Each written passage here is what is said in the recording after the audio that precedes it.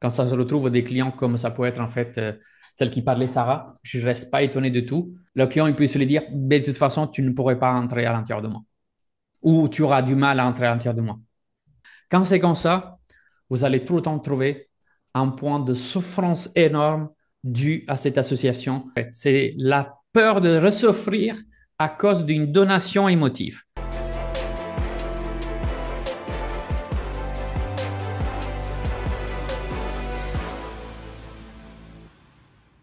Quand vous rencontrez quelqu'un qui a vécu des formes de trahison ou des formes en fait dans lesquelles elle s'est investie ou elle avait en fait un certain niveau de sentiment ou affection et qu'arrive une déception, une forte déception, peu importe, on peut en mettre toutes les étiquettes qu'on veut, délusion, trahison, abandon, peu importe, en fait, toutes ces blessures-là, pour moi, c'est des étiquettes qui définissent uniquement une chose, une association euh, émotive qui est mise en fait dans une case bien particulière. Cette case particulière est dans les domaines en fait de l'affection et de la confiance à l'autre être vivant. OK?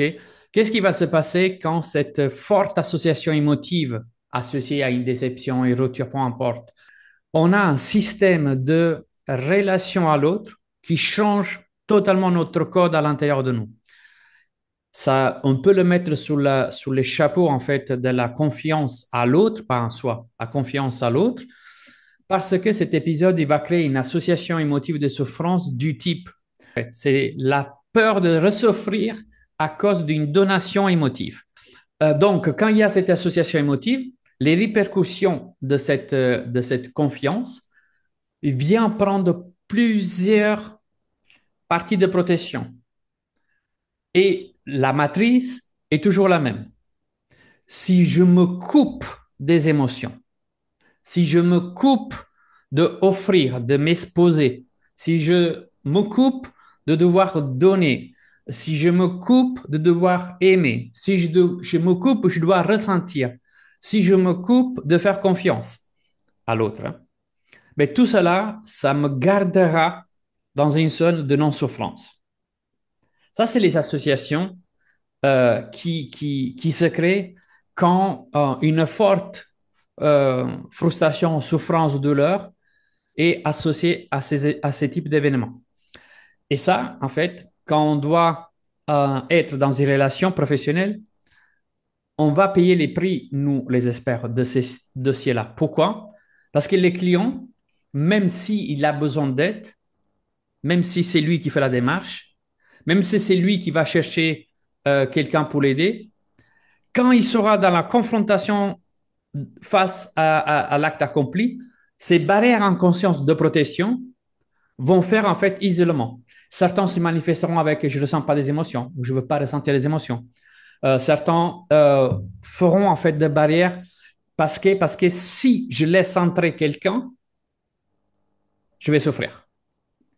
Parce que ça aurait été quand l'être humain, l'être vivant, souffrait énormément pour une forte émotion, celle-ci devient un acte de danger perçu par notre système archaïque qui va mettre en place tout un système de barrières de protection pour éviter qu'une personne puisse souffrir autant de nouveau et à n'importe quel prix. Si je ne dois plus ressentir de les émotions, plus faire de la confiance et tout.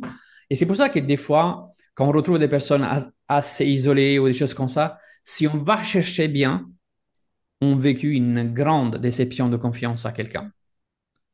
Et après, tout le système en payera le prix. Mais c'est sa forme de protection. OK? Et c'est quelque chose que ça pourra arriver euh, plus fréquent que ce qu'on peut penser. Alors, au lieu de tomber dans les pièges de mettre des étiquettes à vos clients, c'est une personne dure, c'est quelqu'un de froid, ou même dans une relation amicale, On a ou même tous. dans une relation parentale ou relation, j'en sais rien, d'un niveau personne que vous connaissez, faites attention à descendre facilement, à dire, ah, elle se coupe, elle s'isole, ou ouais, elle est enfermée, ou j'en sais rien. OK? Non, c'est que des formes de protection qui vont même au-delà. de cette zone de contrôle.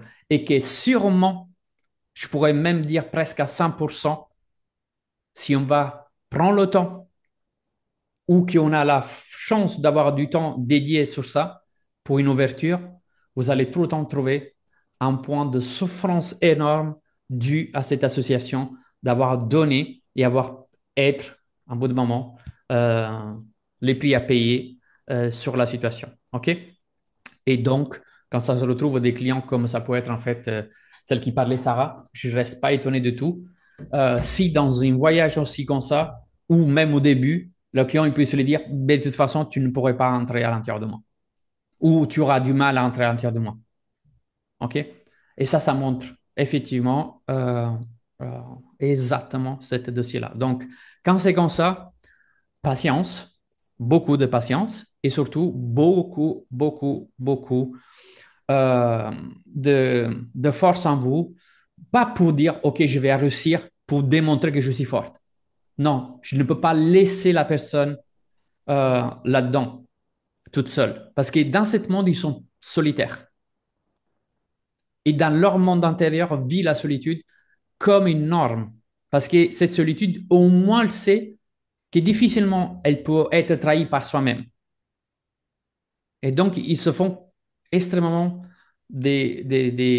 comment dire, ils se coupent de plein de choses.